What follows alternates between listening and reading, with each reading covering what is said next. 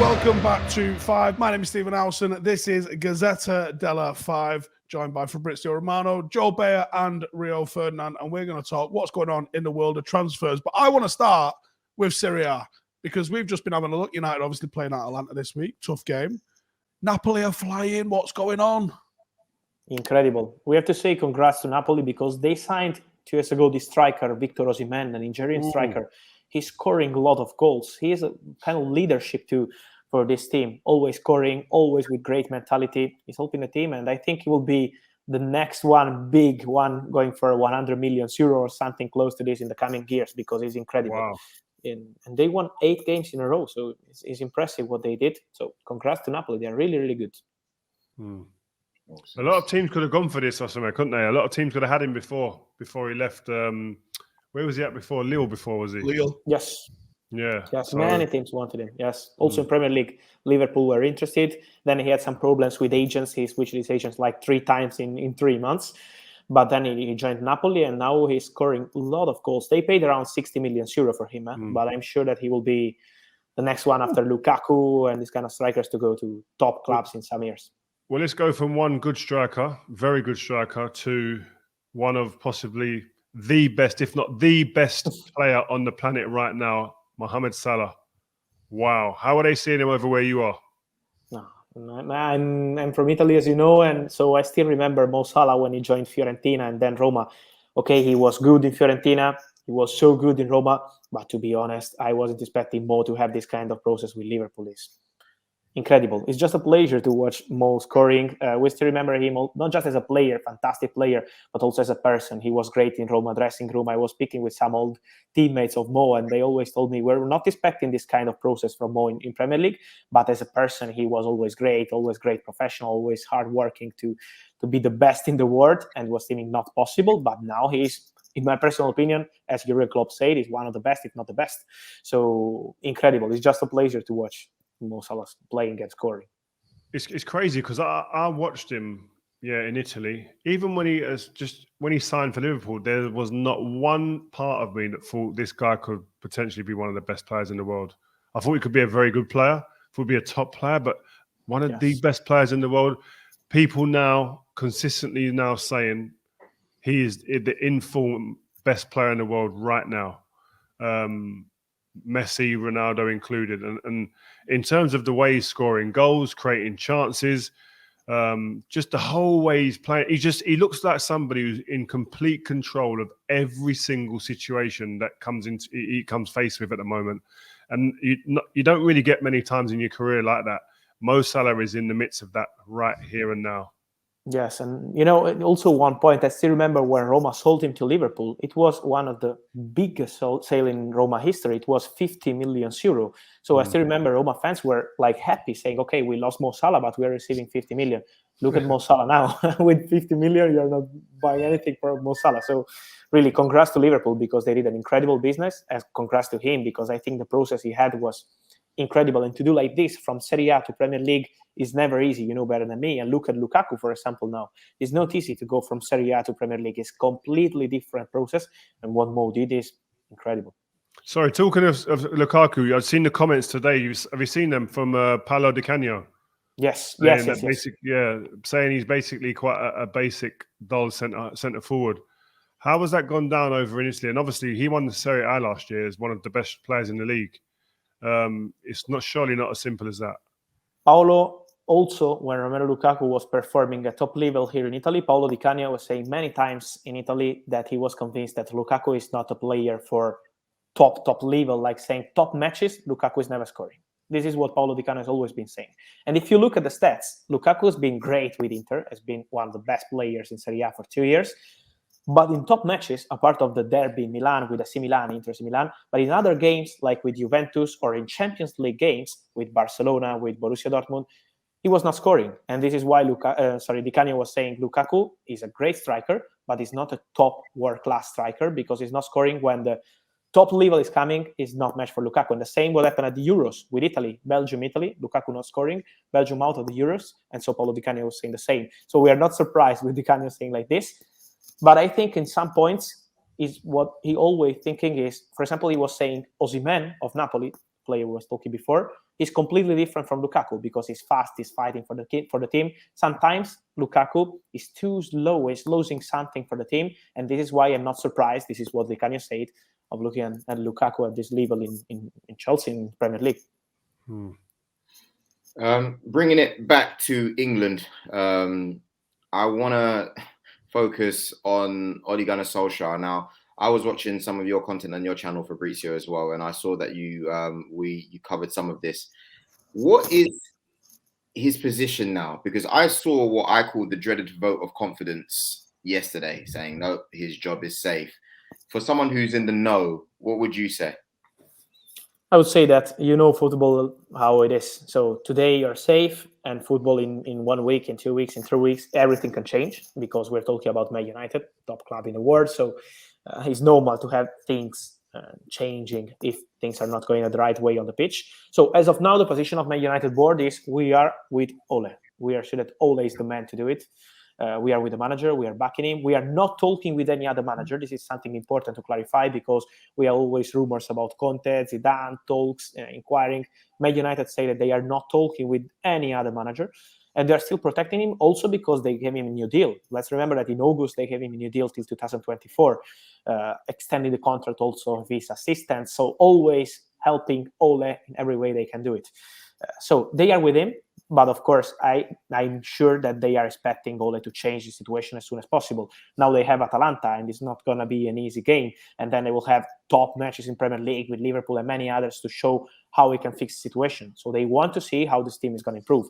I'm sure that it can continue forever like this. So if it will continue like this, maybe they will change their mind. As of today, Ole is the man, and we are with him. I can see Rio was nodding. I remember when Jose got sacked, he had also recently signed a contract not too long ago.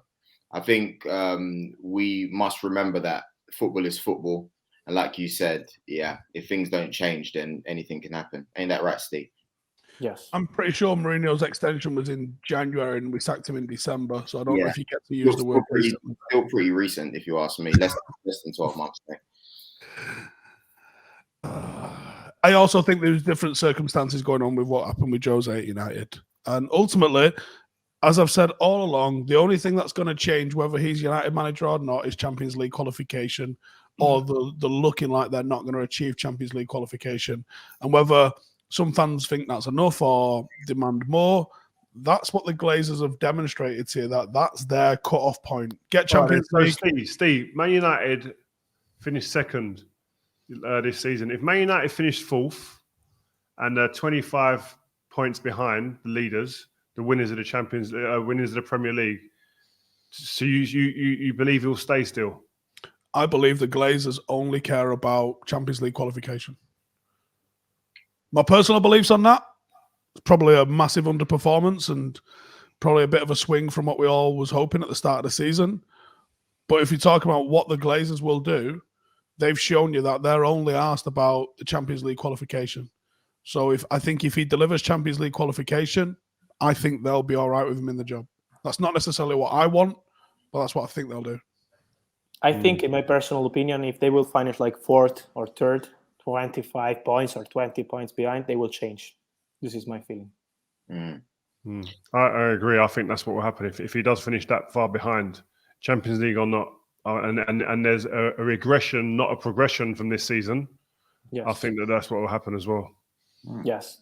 I think they also, from what I'm told, they are also waiting and protecting the manager because they know how difficult it is now also to maybe sometimes it's also about the timing. They signed Cristiano Ronaldo in the final days of the window. And Cristiano, I don't know if you agree with me, it's just my personal opinion after watching Cristiano for many years here in Italy, is completely different player, and is normal from Cristiano we knew in Manchester United, Rio, and Real Madrid. So now he's completely different player, of course, because of his age, is normal, his life, but it's now completely different how he was affecting Juventus also style in the last years. It was Cristiano and then the other players trying to adapt to Cristiano style, to Cristiano ideas. So maybe it will take some time also in this sense. We're not discussing Cristiano value, of course, but it's like saying that they will need some time to adapt to this new style with Cristiano. So I think it's also because, I'm told that also because of this, they are still waiting and protecting Ole to give him some time to build around Cristiano what he needs to perform at top level, and the other players need. On the Manchester United and Juventus player links, Paul Pogba, still no news on that contract. What are we thinking is likely to happen? Is there much talk over in Italy about Juventus being in the mix for this? For Juventus, I think it's going to be really difficult. It's about the salary, Pogba is asking for a record salary, an enormous salary at Juventus because of financial situation. They are looking to change this salary situation. They have some huge salaries and they're trying to sell as many players as they can, like Aaron Ramsey, Adrien Rabiot, with this kind of salary. So I think it's going to be difficult for Juventus, but it's true that Paul Pogba loves Juventus, loves Italy, loves Turin. So this is why I never say never. And the relationship between Juventus and Mino Raiola is so strong. So when we talk about Raiola players, it's the same for Haaland and many others. Remember on the relationship of Mino Raiola with the clubs, because it's always the key to see what is going to happen with Mino. So talking about Pogba at the moment, no answer on the contract. Again, my feeling, as I said last time here, is still the same. It's going to take long. It's not going to be like few days or few weeks before Pogba is going to announce his decision. He wants to see what is going to happen with Man United, how will be the project for the future. So he's not going to decide in few days or few weeks. It's going to take long. And let's see what he will decide. At the moment, it's still open, and it's also a personal decision. It's not only football. Of course, it's football, it's money, it's contract, but it's also personal decision if he wants to continue in Manchester or if he wants to change country, league, and manager, and many other things. I think the only way that Paul Pogba stays at Man United and re-signs is if he genuinely believes that Man United can challenge for the Premier League. Now, at the beginning, if we was at this situation at the beginning of this season, and he had to decide at the beginning of this season whether he should sign a new deal after the transfer of Cristiano Ronaldo, Varane, and Sancho before a ball was kicked, I think he would have signed a new 3-4 year deal. And I think it's going to stem because he'd have had belief. I think this team now we can go and challenge. Obviously, the season's playing out the way it is. Come the beginning of next season or the end of this season, I think he'll make a judgment based on the chances of winning. I agree. To be honest, I agree. I'm told that they offered him a new deal in the final week of June. So beginning of July, they were starting talks with Mino Raiola. But at the moment, it's not agreed. And let me remind again what happened with Donnarumma. Raiola was talking with AC Milan for months and months, and then in May, they decided to leave the club. So I think the feeling I have is that they're going to wait a long time before saying yes or no to Man United. I would like to keep with the flow of Juve at the moment. I've been seeing a lot of reports that Ligt, it's not really working out for him there as he would like, and that Man City are potentially looking at him in the future. Now, I don't know if you can quickly enlighten us on the truth of that, or whether that's likely, or what's available. The feeling I have, we will have many rumors on the Ligt. So for Chelsea, Man City, maybe Spanish clubs too, because of Mino Raiola again, because he's Mino Raiola player. And Mino in his last interview said the Ligt needs to play, and who knows what is going to happen next summer. Maybe he will not be Juventus player anymore. So this is why the situation is open with the Ligt. I was talking before about salaries. The Ligt has one of the highest salaries at Juventus, and this is why the situation is not so easy. He wants to play, and at the moment he's not playing a lot because of injuries too, to be honest. For example, yesterday he was not playing because of injuries. But what I want to say is that at the moment there is still nothing advanced from Man City, from Chelsea or any other club. Juventus and Raiola have not received anything. Of course, a lot of interest, but nothing advanced yet. And remember that he will have a release clause for 120 million euro. So it's going to be a huge one for Matthijs the Ligt next summer. But I think for a centre-back, it's a lot of money in this moment. So let's see if Juventus will be open to negotiate. They paid 80 million for the Ligt 2 years ago. 80 million euro. Wow. Fabrizio, on Juventus still for a moment, what's the sort of feeling around Aaron Ramsey? Because he's on a bit of a big salary over there, as far as I'm aware. Quite a crazy salary, actually, as far as I'm aware. But he's never completed even half of the games in a league season. What's the sort of local attitude towards him? No, it's an incredible situation, to be honest, because when Juventus signed Ramsey, as you say, the salary is huge. It's around 7.5 million euro per season net. So for Juventus, it's around 10, 12 million euro per season for Aaron Ramsey. He's never playing. This is the truth. He had some injuries. He had some problems. But the feeling I have is out of project at Juventus, and also he wants to go. So they are looking for solutions. They are desperate looking for a solution, but at the moment they have no proposals for Ramsey. And also Ramsey wanted to try to change the situation, but I expect Ramsey to leave Juventus. If not in January, it will be during the summer, but Ramsey will leave. Wow, that's sad to hear, because he was such a prominent player for us, and he's just fallen off the face of the earth. I want to bring it back to England, Fabrizio. Steve Bruce was telling off the journalists last week before the start of the game, because obviously people were saying that he was going to get sacked, and obviously he's not going to be happy as a human being. But let's be honest, he's 19th in the league table, not doing very well despite new ownership or not. What is the update on him and his job so far? They're still working to find a new manager. As we said on our last episode, it's still like this. They're looking for the right one, so they will need maybe some time. They were expecting to do it last week, and so let's see if this week they will be able to find the right candidate. They're talking with many managers to decide the right one. I can say again that with Antonio Conte, there is nothing going on, so I expect to be maybe a different manager.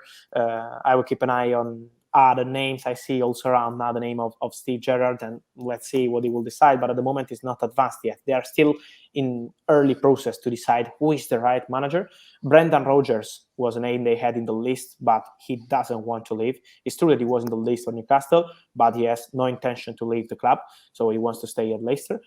Let's see. In the coming days, I expect them to decide. And so I say again that I expect Steve Bruce, I'm sorry, but I expect Steve Bruce to be replaced because they are looking for a new manager. I've seen Unai Emery. I've seen Roberto Martinez. They're names that have also popped up now. And I saw Jose Mourinho yesterday said that he has. I was going to say that. Yeah, close connection with Newcastle because of Sir Bobby Robson. It sounds to me maybe in future, because now, of course, he's 100% involved in Roma rebuilding, and so he's not going to leave the club. But maybe in future, Mourinho is smart, we know. So maybe in future could be an opportunity for him. He loves Premier League, so maybe could be an option. Now, no. And let's see with Roberto Martinez, because he's focused in Belgium. He has the World Cup in 1 year, so I think it's not going to be easy to change Roberto Martinez's mind. But maybe could be an opportunity. At the moment, he's not advanced yet. He was also in Barcelona list when Koeman's position was in danger.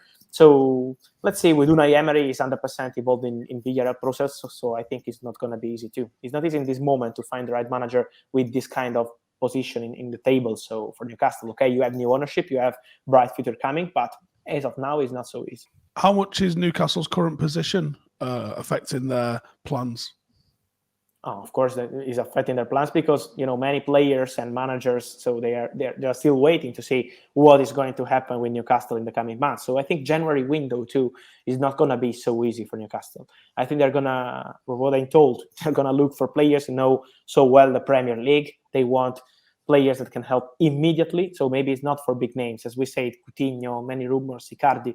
They're not negotiating for these players. They know that now they need something different to have the team, some players ready for the Premier League. Yes. Do you know what? As well, even Steven Gerrard, I see his name mentioned alongside the job as well. Yes. I can't see someone like him going there because I just feel that his eyes are on Liverpool. How much longer can Klopp stay at Liverpool? Yes. I mean, Klopp, he could be there for 5 more years, but he could easily, you could see him one day, the character he seems to be he could turn around in 18 months and say, listen, this is me. So I just see that Steven Gerrard will be looking at Liverpool as his next step rather than somewhere like Newcastle. Mm-hmm. I think is 100% correct, and this is what I'm told is that at the moment with Newcastle and Gerrard there is nothing advanced, and so as football fan too, I hope one day to see Steven Gerrard at Liverpool, of course, as manager. So I think too for Newcastle is not going to be easy, but they want to decide for the right one because they don't want to make the mistake of we go for the manager and then in June we have to change again. So it's restarting. This is the most difficult part when you are rebuilding. Do you know what I was reading about as well, changing the subject, Robert Lewandowski? What's the situation with him? Because it's being muted that he's interested in going maybe to Spain, maybe, or coming to England. What's the truth in that? No, it's true. It's true that he was prepared also last summer to do something like this. So Lewandowski agent was talking with a club like Chelsea, like Paris Saint-Germain, when they were looking for potential replacement for Mbappe if he was going to join Real Madrid. So it's true that Lewandowski was like considering these opportunities, but for Bayern was not even a topic. So was never a real negotiation because Bayern always said he's untouchable, he's not leaving the club. So Lewandowski was not on the market. But maybe next summer the situation could change because the player is open to talk with other clubs. It's up to Bayern, but it's true that Lewandowski would be open to try something new for the final part of his career. So I think will be a name we have to keep an eye on if Bayern would change their position in the coming months. Cool. Man, that was amazing stuff, man. You know, Fabrizio, when you come online, my heart's always pumping. I feel like I'm in the know, and you're doing information overload. I like it. Exactly. Thank you, guys. You guys watching, please make sure you like, share, comment, subscribe. We're bringing this to you guys every week. One of the best shows online, and yeah, we enjoy bringing it to you. Myself, Joel Beya, Stephen Howson, Rio Ferdinand, Fabrizio Romano, the man we trust. We'll see you guys on 5 next week. Peace. Take care. Ciao, guys.